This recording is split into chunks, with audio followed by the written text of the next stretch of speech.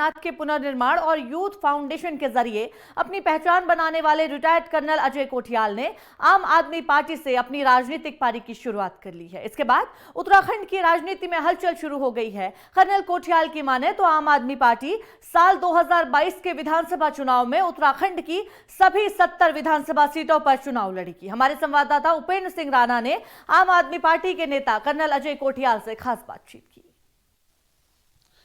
आज हमारे साथ जो शख्स मौजूद हैं वो किसी परिचय का मोहताज नहीं हैं।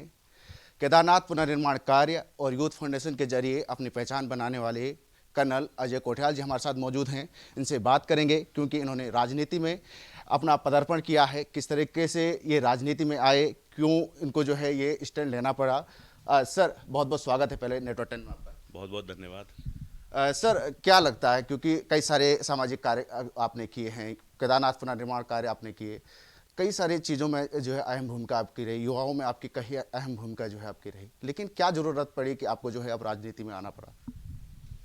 नहीं, ज़रूरत कोई नहीं पड़ी है, लेकिन क्या है कि जो आपने जैसे बोला, जो काम हमें यहाँ पे करने को मतलब एक मौके मिले शुरुआत में, जब से उत्तरकाशी में पोस्टिंग है NIM में, तो वो हमें दिखा कि ये काम जो है ये एक अच्छे सक्सेसफुल मॉडल है।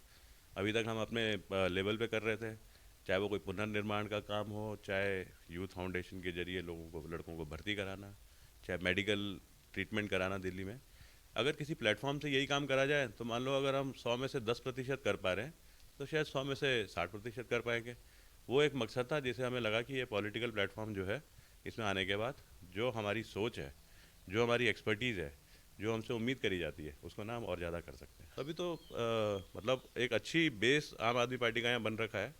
अगले 1.5-2 महीने में हम इसको थोड़ा सा और एक्सपेंड करते हैं सब मिल करके, और उसके बाद में फिर देखते हैं कि 2022 में किस तरीके से चुनाव लड़ा जाएगा। ये जरूर है कि आम आदमी पार्टी पूरी 70 सीटों पे 2022 में चुनाव लड़ रही है। तो क्या माना जाए कि कर्नल अजय कोठियाल जी 2022 के विधानसभा चुनाव में दिखेंगे, लड़ते हुए दिखाई? देखो, चुनाव लड़ना तो 100% है कि सभी ने लड़ना है। जो 70 सीटें हैं आम आदमी पार्टी ने, उसमें एक सीट पे हम भी लड़ेंगे, ये पक्का है। कहाँ से लड़ेंगे उसकी तैयारी करेंगे, लेकिन उससे पहले जो मैं कह रहा हूँ कि जब घूंसा मारना है वो पाकिस्तान की नाक में, जब बुराई के लिए, बुराई को ठीक करने के लिए, कमजोरियों को अच्छा करने के लिए एक बेस बनाना है, तो उसके लिए ना तैयारी बड़ी स्ट्रांग होनी चाहिए।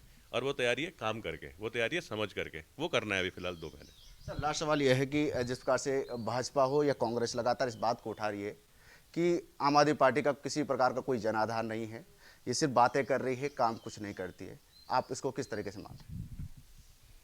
अब जब क्या होता है, अगर आप, मैं फौजी वाली एग्जांपल देके ही समझा सकता हूँ शॉर्ट में, अगर आप अटैक पे जा रहे हैं और सामने से दुश्मन की तरफ से गोली नहीं चल रही है, तो या तो आपका ना अटैक की दिशा ही गलत है, और या फिर आप एम्बुश में फंसने जा रहे हैं। अगर कोई ये बोलने की कोशिश कर रहा है तो ये तो खुद ही बताता है कि वो कुछ बोल रहा है।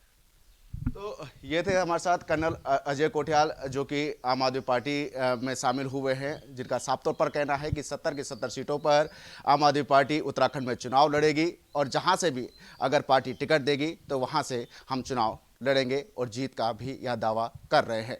अपने सहयोगी नरेंद्र पिमोली के साथ भूपेंद्र सिंह राणा, नेटवर्क 10, देहरादून।